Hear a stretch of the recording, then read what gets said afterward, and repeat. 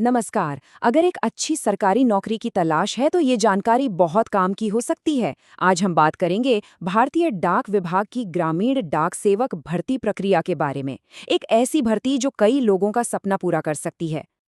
तो जो लोग एक सुरक्षित सरकारी नौकरी का सपना देखते हैं, उनके लिए सच में एक बहुत बड़ी खबर है।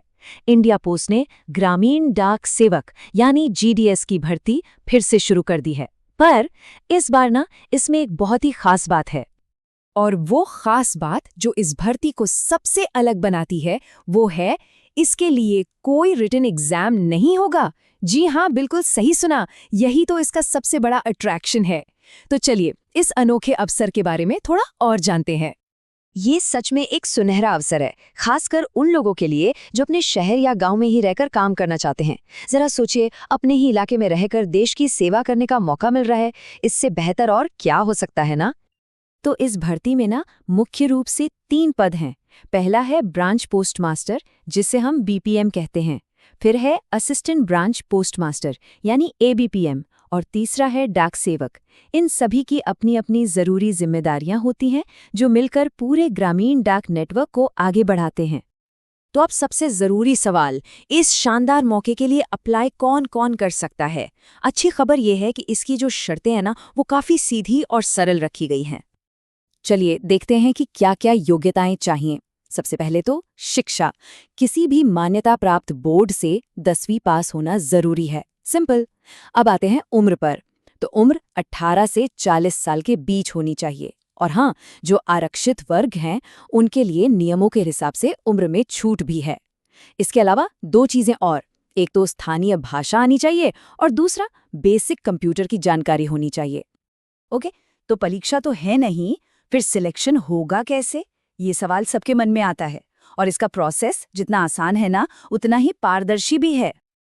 यहाँ चयन पूरी तरह से मेरिट के आधार पर होता है। मतलब 10वीं कक्षा में जो अंक आए हैं उनके आधार पर एक मेरिट लिस्ट तैयार की जाती है। बस उसी लिस्ट से उम्मीदवारों को चुना जाता है, कोई अलग से परीक्षा नहीं। जी हाँ, सिर्फ और सिर्फ 10वीं के अंक। किसी की भी स्कूल की मेहनत और अकादमिक प्रदर्शन, बस वही यहाँ मायने रखता है।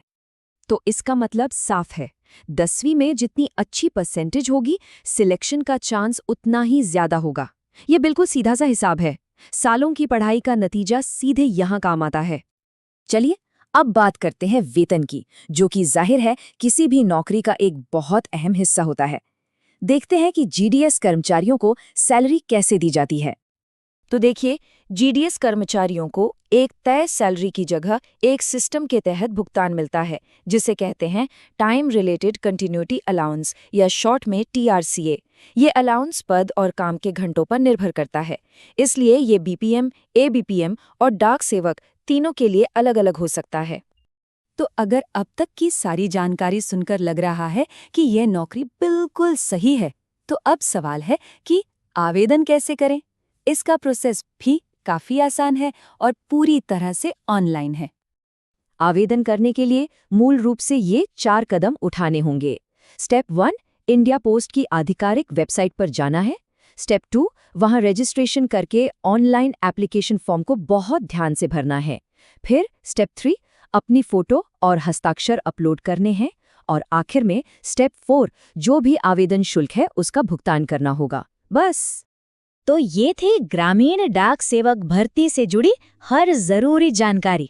बिना परीक्षा, सीधे 10वीं के अंकों पर आधारित ये सरकारी नौकरी क्या पता किसी के भविष्य का दरवाजा खोल दे। अब सोचना ये है कि क्या ये अवसर आपके लिए है।